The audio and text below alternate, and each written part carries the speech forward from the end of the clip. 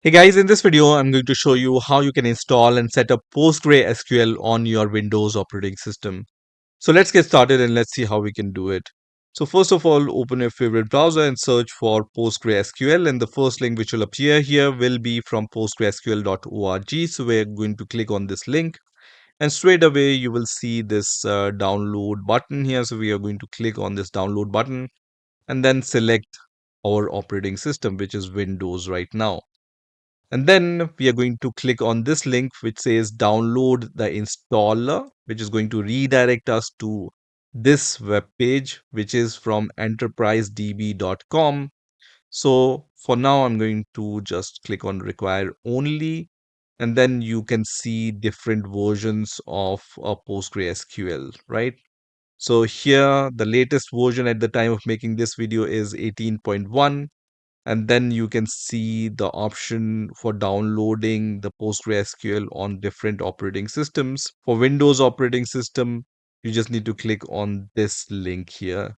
So I'm going to click on this link here, which is going to start the download of this PostgreSQL exe file. So let's wait for this download to finish. And once this executable file is downloaded, let's click on this executable file and let me minimize the browser.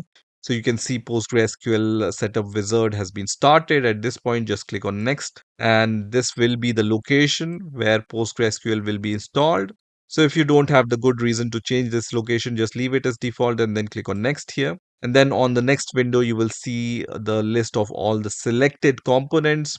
Here, this installation is going to install PostgreSQL Server, pgAdmin 4, and the command line tool and the stack builder. So just leave everything as checked and then click on next here.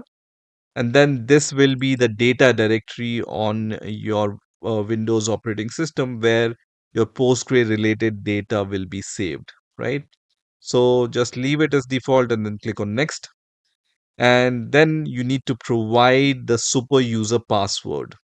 So this will be the password which you will use to log in to your PostgreSQL server.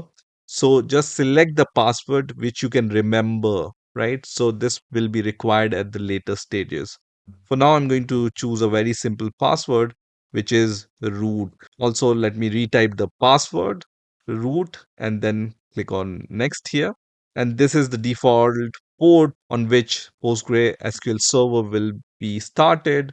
Leave it as default and then click on next here.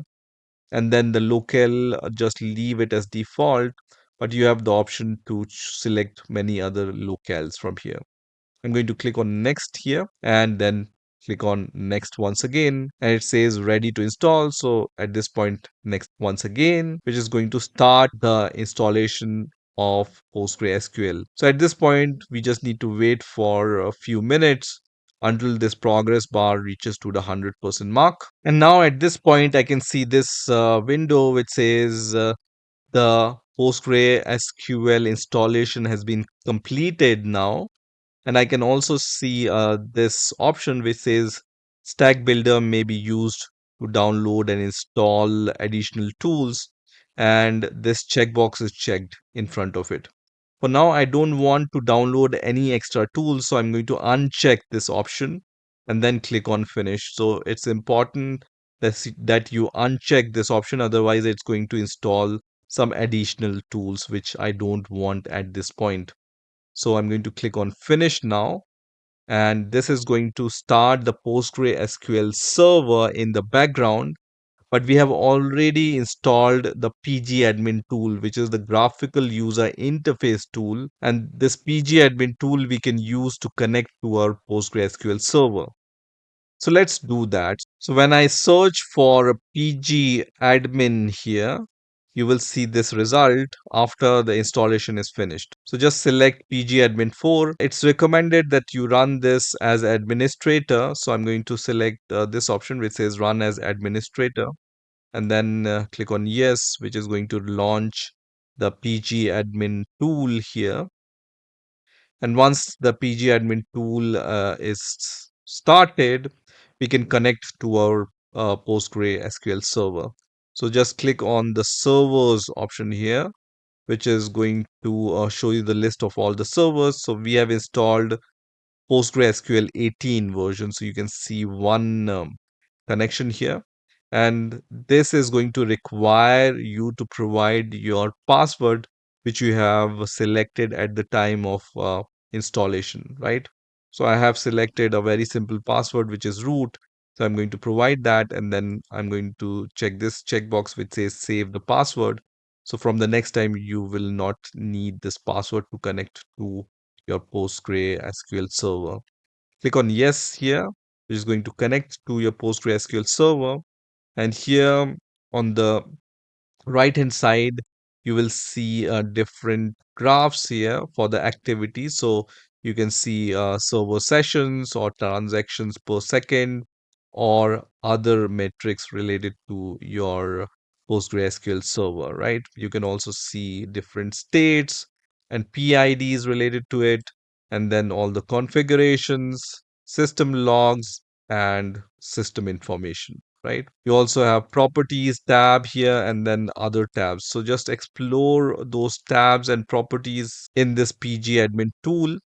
And then you will see under the databases, there are some default databases. So this Postgres is the default database which comes with your PostgreSQL server. But if you want to create a new database, right click on databases here and then select create database and give the name to your database. So for example, I will give my DB as the name to my database, and then you can provide the definition and other properties here, right? And this is the SQL command which will be executed to create your database. So just click on save, which is going to create your database. So you can see this MyDB is listed here.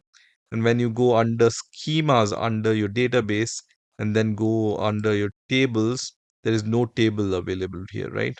So you can also create table under this. Just right click on table, create table. And then, for example, I just want to create a table called name. So let's say I want to create a table called students here. So I'm going to provide the name of the table, and then you can select the columns. So the first column here I'm going to use is the ID column, whose data type will be integer. So just search for integer and then select the data type integer. And then you can also select if it will be the primary key or not, right? And then it cannot be null, so we can also select that. Then I can also add one more column here, and then I'm going to choose the data type as text here. So the column name is name and the data type is text.